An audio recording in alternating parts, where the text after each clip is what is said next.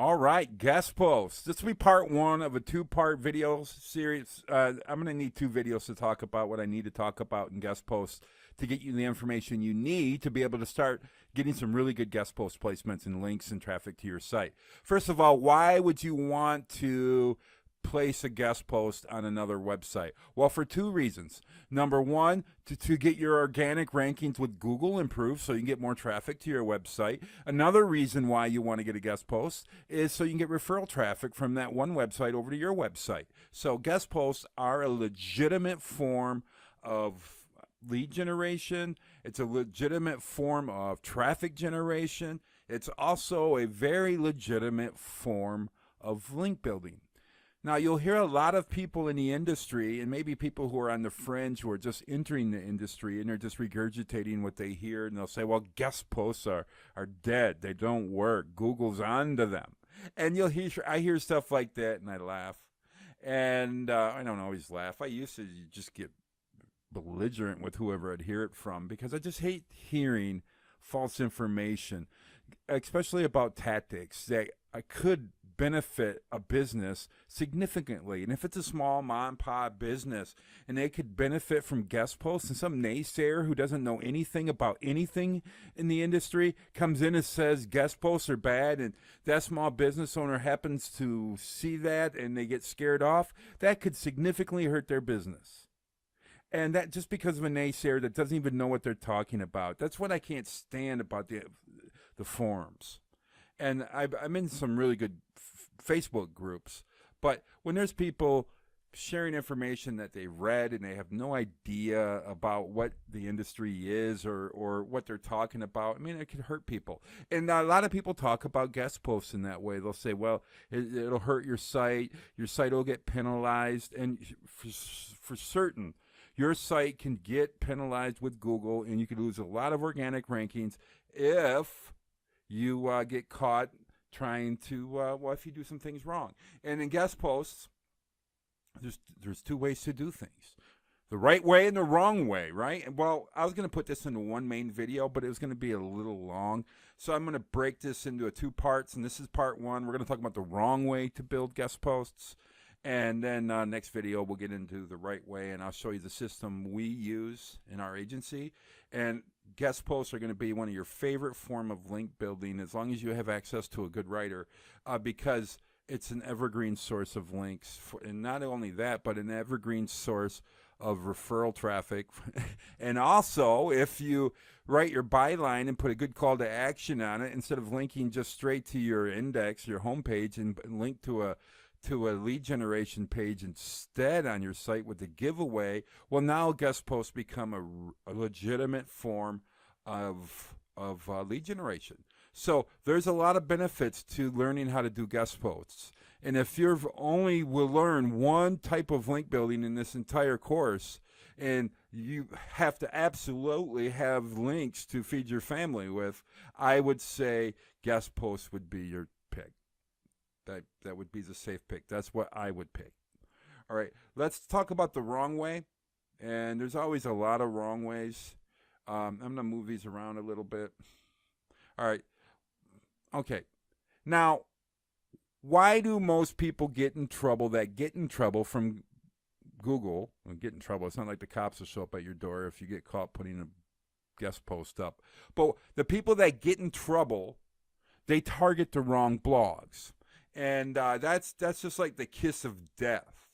And that's why most guest post campaigns fail that fail. And there's a lot of reasons why it's the wrong blog. It could be that there's not enough readers. And remember, they might be going after the metric of domain authority or trust flow or citation flow or Ahrefs rating. They may be going off those metrics, but to check real traffic numbers. So spyfu.com, scmrush.com, check the numbers. See what their traffic is. And if they don't have enough readers on their site, you don't write the guest posts. There's plenty of sites out there in your industry that have a lot of traffic that you can write guest posts for. So if you target a site that doesn't have enough readers, you're going to fail. How is that a fail? Well, it's probably not going to affect your Google ranking at all. Number two, it's going to waste the time that you took to write that post, and that could have been something that you spent on another tactic that would have worked for you, or writing for another site, or you're going to have to pay a writer and for nothing, and then you're going to get the link, and then or you may not get the link. But either way, it's not going to do you any good, because Google sees a site without traffic. It's just not. It doesn't work. All right, another reason, because they don't go off of domain authority, believe it or not. They have their own metric. All right, now another reason some guest posts fail, and most of the people that fail at it fail, is that they get on the wrong blog, and blogs that aren't a good match for their website. So if you're, let's say, if you sell chemical lab coats as your main product, and you get a bunch of guest posts on mommy blogs, well, your product and website and your business isn't relevant to mommy bloggers. Now that link doesn't look natural to Google. So now here's how you fail here. You would have to write a bunch of content, pay for that content, or write it yourself. Also, the outreach to the mommy bloggers, and a lot of time mommy bloggers want to get paid, and you get those links, but they won't move the needle. So you'll be running in place, burning money, burning rubber, and you see kids on TV, and I always know they're kids when they're spinning their tires, and you see the YouTube videos, and they're leaving about $150 worth of rubber on the pavement. You know they're kids, because the person who has to buy those kinds of tires never would ever waste them like that. And when you're writing content, you don't want to waste your efforts, because your efforts are too precious, and there's so many sites out there that will appreciate your guest posts. But even if, and what if it is a legitimate site, and you reach out to them and you try to get a guest post, and you write the guest post and send it to them, but it's not right for them, they'll just flat out reject it. And so you still waste your time. So even if they do post it like a mommy blog, it won't do you any good. And it could end up penalizing your site, because you're obviously building those links to game Google. Also, you're not trying to win mommy blog readers over to buy your chemical lab coats. So that's just something to keep in mind. Another thing to keep in mind is if the site has a lot of spammy content on it, you know that it's the wrong blog. Again, go look at their traffic numbers. Spammy link profiles, take their link profile to Ahrefs and look at it. Find out where they're getting their links from. Find out, and you'll know real quick what type of site you're dealing with.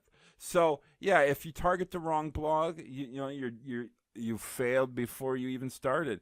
I'm watching a YouTube series, and not to digress, this is, I think it's relevant, at least. I hope it is. Otherwise, please forgive the bunny trail. But I'm watching a series that's a YouTube channel. It's like bushcraft, and he does a lot of camping and carving. Guy's name is Scrambled O. That's the name of his channel. And it's super, super great. And I love the show. But one of the things that I learned in it is that he built an outdoor shelter. He built it in September when all the leaves were off the trees, and he's put hours and hundreds of hours in fixing this shelter and building this shelter out in the woods, only to find out when spring came and the leaves grew back on the trees that he had fixed his shelter to dead trees, because you can't tell when all the leaves are off the trees, right? And when all the and so what happened is he found out that he had built he called it his base camp in the middle of a bunch of dead trees, which are eventually going to fall, and they're going to fall on him, and they call them widowmakers. So the whole camp was a fail. And had he built his camp in the spring when there was leaves, or the summer when there was leaves on the trees, he could tell, which trees to stay away from. But he actually, now he's in a dangerous situation where limbs and the whole tree could fall on him. And they call those widowmakers. Now, there's a lot of guest posts that were acted as widowmakers to the people who ran those campaigns because they put so much effort into them, but they went to the wrong blogs instead of doing a little research to at least look at their link profile and how much traffic they got. And then it's just like scrambled. Oh, when the leaves grew back, you may find out that you're attached to a blog that's not doing you any good, and all it represents is wasted effort. And you only have X amount of effort to give in your lifetime. And the more of it you waste, the worse off you can get. So that's why make sure you're targeting the right blogs. All right. Now, another way people get burned badly with guest posts is they get real greedy with their anchor text. And especially if it's in the bio. And in most guest posts, you'll have a bio on the end. But if you start using like your money keywords in your bio section and you make it like a follow link, you could get a penalty really fast. Google's been onto that type of tactic for a long time. So you have to understand that there's been people like me trying to game the system ever since Google was in existence. And I don't really try to game the system anymore, but there's a lot of people just like me. And a lot of times they'll start off from scratch and try the same things we did like 15 years ago, not knowing we know that Google's already has a defense against it, and we've moved on. So, and if a lot of the young guys getting into SEO can blame us old guys because we're the ones that made Google's algorithm as strong as it is, because we kept finding weaknesses and they kept stuffing the holes, and it's still going on today. But so you need to not use greedy anchor text in your keywords. Now, if you're going to get the link elsewhere in the blog post in a contextual manner, they call them contextual links, then you can get a little greedier. But don't make your whole campaign about your money keywords. Don't be afraid to use your brand keywords. All right. Also, another way to fail in guest posts is junk content, and there's all kinds of junk content. It could be redundant content, and whether it's let's say you want to get a blog post on the artofmanliness.com, and it's a great website for men. It teaches men how to shave and the right way, or how to hit a reset button when they're angry, and there was just really cool topics for men. And let's say I want to get a guest post from them, and I send them an article, but it's an identical topic to something they've already covered 9 different times. Well, that's redundant content. And it's not going to get accepted by a good site, right? Because they're going to say, no, I can't accept that. I've already covered that topic 8 other times. I don't want that here. Give me another angle on it. So that's another way people fail at guest posts, is they're using redundant content. Or if they find a guest post, a website owner that lets them post redundant content on their site, what does that tell you about that site? And what do you think Google thinks about that site, seeing all that redundant content all over it? You know that it's not good. And you could, when you get a link, and you could end up being a toxic link. So you have to be careful that the content that you're creating isn't redundant, that it fits in the site that you're creating it for. If you do that, you're going to get a lot more placements, and you're going to be able to get those placements on better sites with a lot more traffic. All right, now let's talk about irrelevant content. That's not as bad as redundant content, I guess. Irrelevant content is content that is just fluff. It doesn't do you any good. I mean, if you want to learn to grow tomatoes, do you want to read a blog post that tells you what type of tomato seeds to buy for regions of your country, or what type of when to plant them, and what kind of fertilizer and how much sunlight they should get, and when the time of the day you should water it? Or do you want to read a post that tells you that, hey, the writer of that article thinks tomato plants taste great, tomatoes taste great in BLTs, and they love growing their own tomatoes? That's a fluff piece. And those types of blog posts are irrelevant. You have to write something that's relevant to the readers of, like, if I'm trying to get on Art of Manliness, I have to write a guest post that is relevant to the Art of Manliness readers. Otherwise, I'm not going to get accepted. And I'm going to waste my time. I'm going to spin my wheels. I'm going to pay money to have the article done. I'm going to burn time writing it myself. Then I'm going to get it rejected. And when we get rejected, sometimes we get deflated. And being deflated is not pardon the squeaky voice. It's not the way to plow ahead and grow your business and get great links because you got to be inflated, not deflated. All right, so when you post irrelevant content, it's bad. If the webmaster allows you to post it and on their site and it's irrelevant, well, now you got an irrelevant link. You got a link that isn't. What is Google? What is Google going to think of that link profile? They're not gonna like that link. They're not going to. All right. Another thing is just providing low quality posts. And if you try to get into a great website with like a $5 article, and if it's a great site, they're not going to let you in, right? You just wasted your time. And worse yet. Yeah, you only lost $5 for the cheap article, or maybe 10 minutes it took you to write it. And what does that matter, right? You just try another one. No, what'll happen is that person will start associating your name with junk content, and they'll probably filter you. And if they don't filter you mechanically with their email software, they'll do it in their head. They won't even see your email when you email them a good pitch. So don't ever provide low quality posts. And if you get a webmaster that allows you to post it, you don't want to link from that site, because I guarantee you they'll have links from they'll have a lot of other content on the site that is low quality. Okay, a lot of that should make sense, right? Another thing is you don't want to be boring. If you're submitting boring articles to guest posts and to great sites, they're going to reject it. And I don't think Google's going to hurt you if you find a webmaster that allows you to put a boring topic up on your site, as long as it's on a relevant site. But their readers aren't going to like it. They're not going to read it and click through it. You want to be able to provide something that isn't boring. You want to be a benefit to the person you're asking for the guest post. You want to come in and you want to give more than you're getting in return. You're going to get a nice article and traffic, but you want to make sure they get even more than that. And if you start having that type of relationship with these site owners, you're going to be able to get a lot of guest posts and a lot of traffic, and you'll be able to go back for more too.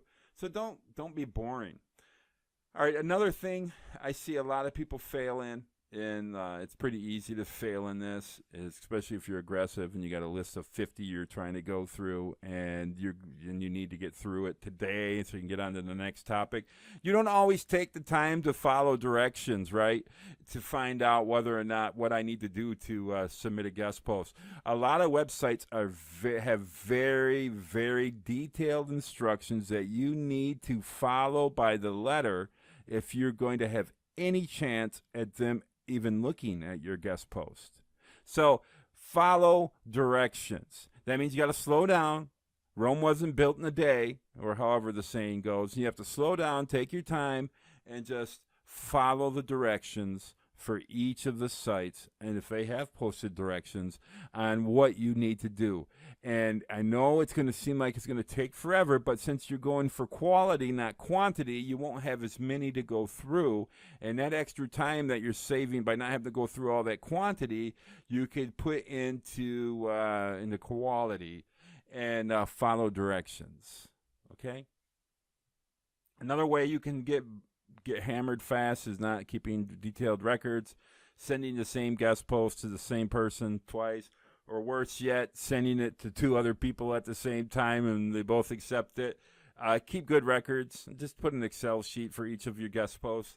That's all you need to do, and who you submitted it to, and also when you submitted it to. And I'll put your follow-ups on that spreadsheet too. I sent this to them on the 7th of January 2018. I followed up on the 14th and the 21st. Now I sent them another letter and saying I'm going to move it to another site. And just keep detailed records. It'll save you a lot of time and trouble. Also, when you're doing pitches, sometimes people do not like, and they don't like you to send them a finished article. They want you to send them an idea first so that you don't waste your time writing an article. That kind of save us time and money. I like those kind of people.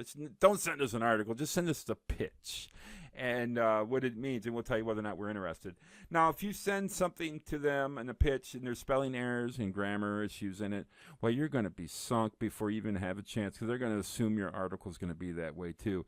And that's a pity, because Grammarly.com is a great site. And I'm going to go there right now. So Grammarly.com.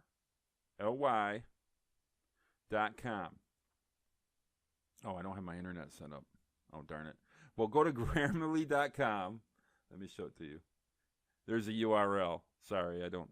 We've moved into a new office, and we have two internets coming, and one from AT&T and one from a cable provider. And so when we're in the office, we have our hotspots. But I said, I don't need the internet for this video, but I guess I did. I go to Grammarly.com. They have a free version, I think. I don't know. Maybe it's really cheap. I can't remember. But I know we have the paid version, but I think there's a free version too. So always check your grammar. And it's amazing how much more intelligent you seem when your grammar is correct. I'd seen that firsthand in my own writing. It's amazing. All right, so we'll say not writing. Another way to fail is we'll put not writing for the blog's audience. We kind of covered that. And because if you're not writing to their audience, you're not going to get accepted, right? All right, or if you do get accepted, you're not going to get real good referral traffic from it, because the people won't be engaged with it. So you have to write for the blog's audience.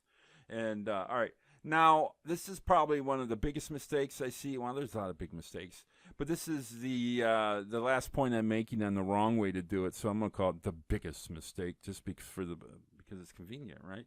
No, but the call to action problems. They're either non-existent or weak. You should have a call to action in all your guest posts. That way, you're not only building links to your website and building relationships with site owners you're asking from writing guest posts for, and building relationships with their users, so you're getting good referral traffic, but at the same time, it could be a lead generation tool. And that's by putting your giveaway offer in a byline. And if you don't have a giveaway, it's really beyond the scope of this course.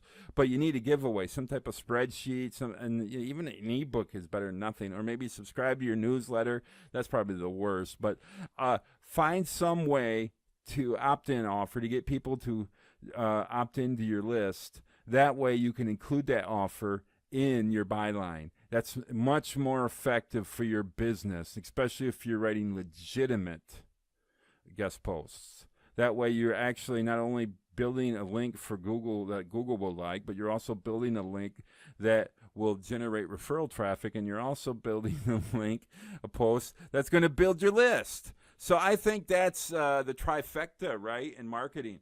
But that's the wrong way to go about doing guest posts. In the next video, we're going to get into the right way, and then I bet as soon as you're done watching it, you're going to be cracking your knuckles or jumping up and sharpening your pencils and getting a cup of coffee, and you're going to want to go out and start getting some guest posts, because it's not hard to do.